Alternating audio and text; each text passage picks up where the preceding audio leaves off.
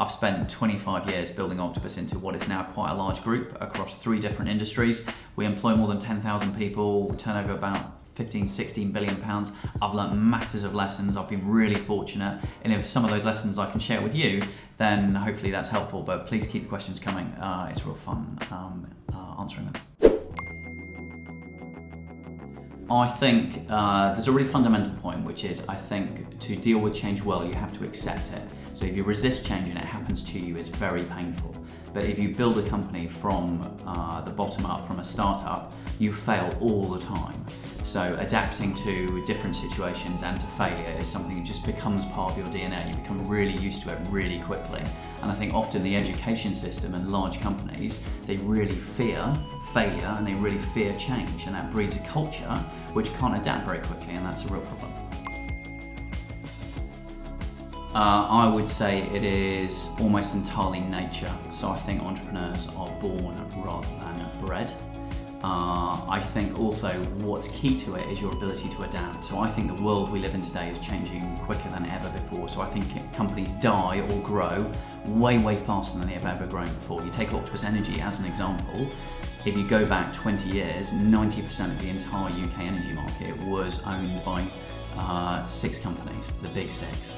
In the last 8 years, Octopus Energy has gone from total startup in a tiny little room in Hammersmith to having 7.5 million customers and being the largest electricity supplier in the UK, and having 50 million accounts on its technology platform in 27 different countries around the world. That is just unbelievable that a business can scale that quickly. But the ability to deal with that and adapt to the changes in the world, I think it comes from someone's just what's in their core DNA, and I don't think that changes from when they're teeny weeny. I want to build a business that I'm proud to talk to my kids about. And I think humans are, it's a bit of a funny, 9 billion of us on the planet, and what are we here for? We're not getting too existential. We're here for about 80 years. I think our main responsibility is to make the world a better place than when we arrived. And one of the great things is that business is probably the route for change in the world, right? Business, not governments, it's not charities, businesses are the organisations. They have all the capital, they have all the human capital, all the financial capital. They are the ones that can make a real difference, and I'd like Octopus to be the kind of company that people would choose to be friends with, and that's going to go into sectors which are fundamentally broken. It's going to disrupt them, it's going to enjoy disrupting them, but it's going to create real lasting change and leave the world a better place than when we started. I think probably the most difficult thing at business scale is to keep the ability to adapt.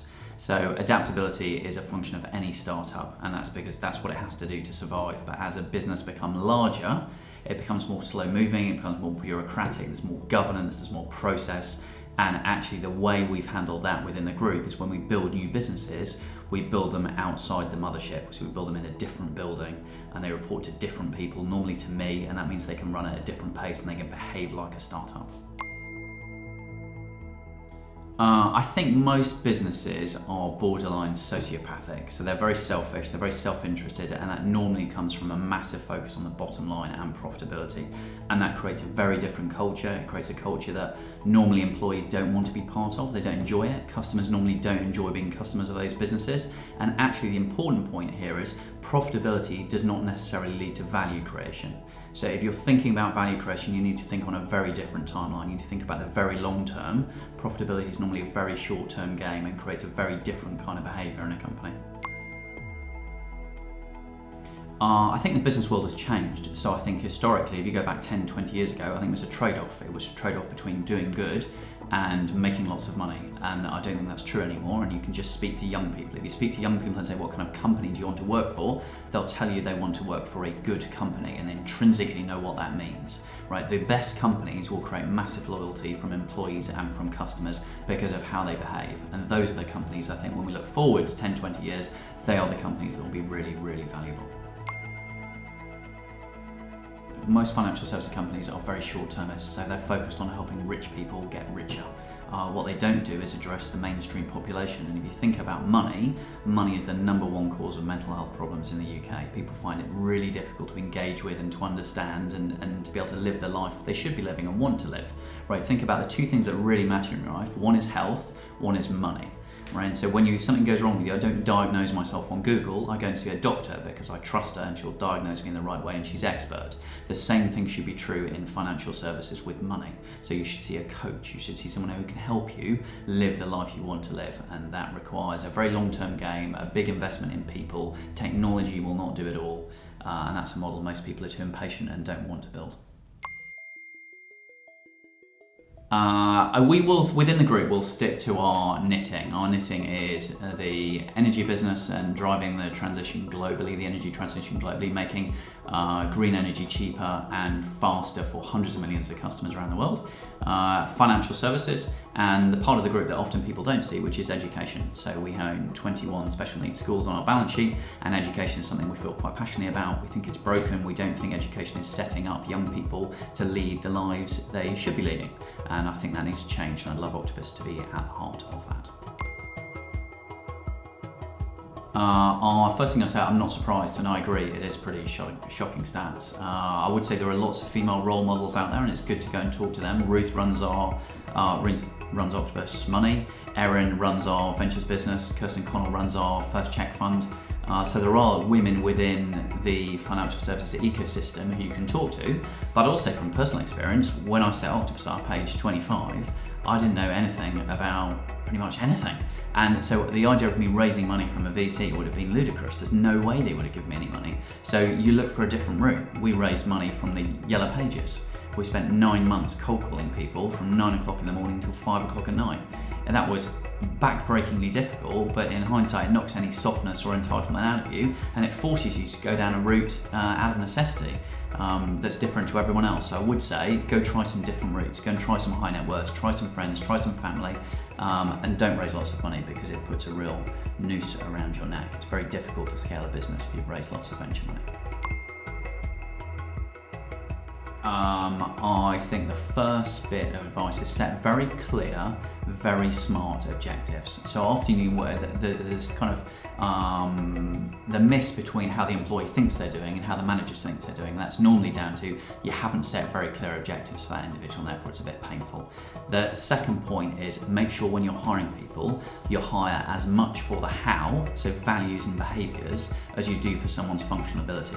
You can train functional ability, you cannot train values. And the third bit, which might be a bit contentious, is even if you're a really good manager and you're really good at recruiting people, you'll only get 7 out of 10 people right.